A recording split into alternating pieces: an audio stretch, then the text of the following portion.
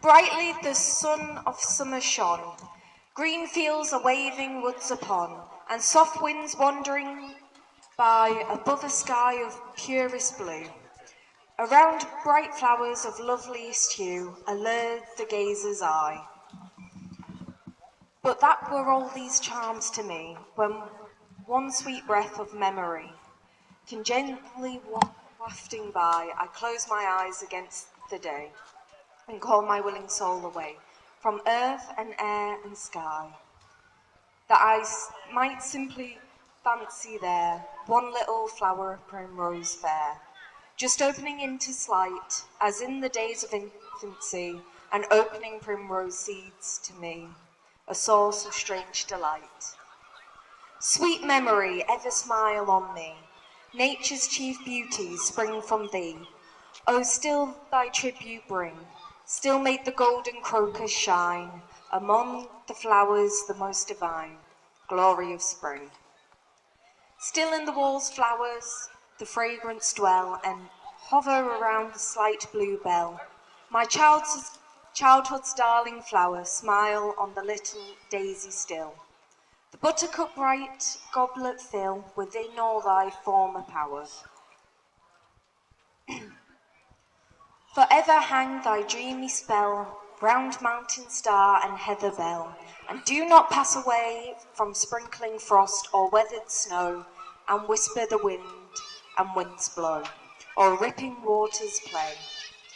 Is childhood then so all divine, or memory in the glory thine, that hallows thus the past, not all divine its pangs of grief, although perchance they stayed thee brief, are bitter while they last, nor in the glory all thine own, for on our earliest joys alone, that holy light is cast with such a ray, no spell of thine can make our later pleasure shine, though long ago they passed.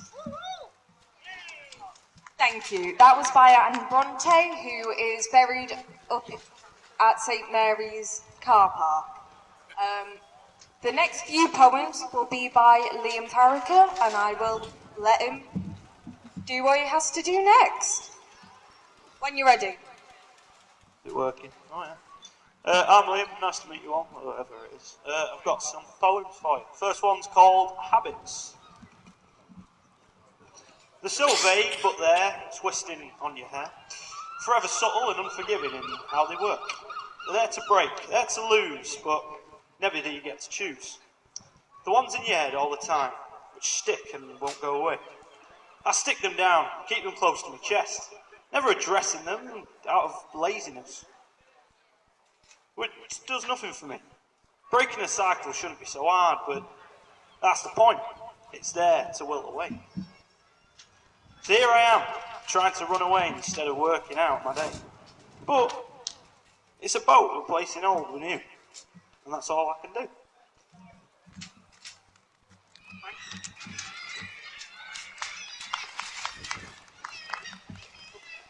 Next one's called The Sea. Chopping crazy, that's what I hear. Moving in all directions. Never stopping, always there. We know so much, but so little about it. It comes and goes like a cold in the spring, and always carrying the wind. The sight of many of waves cascading towards the land and wetting the sand. The ecosystem of life, blue in colour and makes the mind wonder. Why is it there? Why does it look so bare? Always bringing that sea air.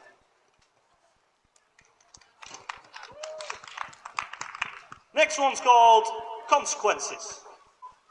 Things we did, things we can't change, tied in a web, really confusing the brain. People do it every day and have to live with what they say. But if we did what we did and notice it from afar, it'll change us for better and leave no scar.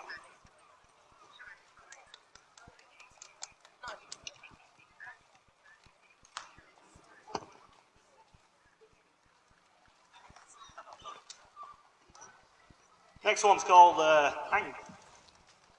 It happens quick, almost routine. and then comes out with speed you've never seen. It makes sense, but sometimes it doesn't. The line is thin, but always drawn, and never ceases to pinch you, like a thorn. I wish it didn't, the anger inside me, cooking and bubbling. I know where it's from, I just can't shake it. But one day I do need to break it. To make life progress and help my path, which I know I see with wrath. But I know the triggers, I know the signs, so I think it's definitely time.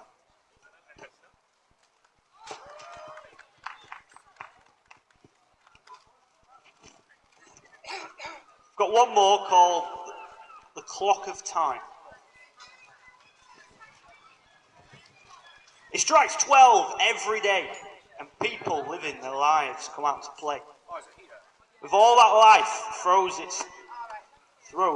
its fuming to think. The clock never sleeps a wink. With all faces and two hands, it proudly stands, looming large as we walk along the sand. It's seen all of time and what we have, built from skyscrapers tall and man on stilts. It won't stop, it never will. So we can look, laugh and learn until we have our fill. Thank you very much.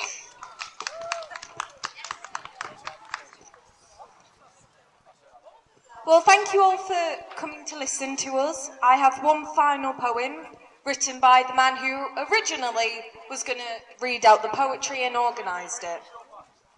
So this one is, let's say the working title is Scarborough Town, and it is written by Selwyn Peterken. Scarborough, a ball of potential, bubbling beneath the surface. Hope, optimism, and a love of place. A seaside town where the sun beats down, where harbour bar ice cream will cease that frown. Fish and chips aside the shore, a pint of World Top will leave you wanting more. Seagulls now guard the ancient cliffs, where Romans and Roundheads dealt with rifts. And the castle steeped in history and myths now charges admissions instead of tariffs. Hidden around every corner, flower beds thrive, then you find the wonderful Beeforth hive. And in the pubs, the music's always live, artists inhabit the nooks and crannies, around Peazone Park, kids paddle with their grannies. Yeah, of course you can find faults, but nothing beats Spa's summertime waltz.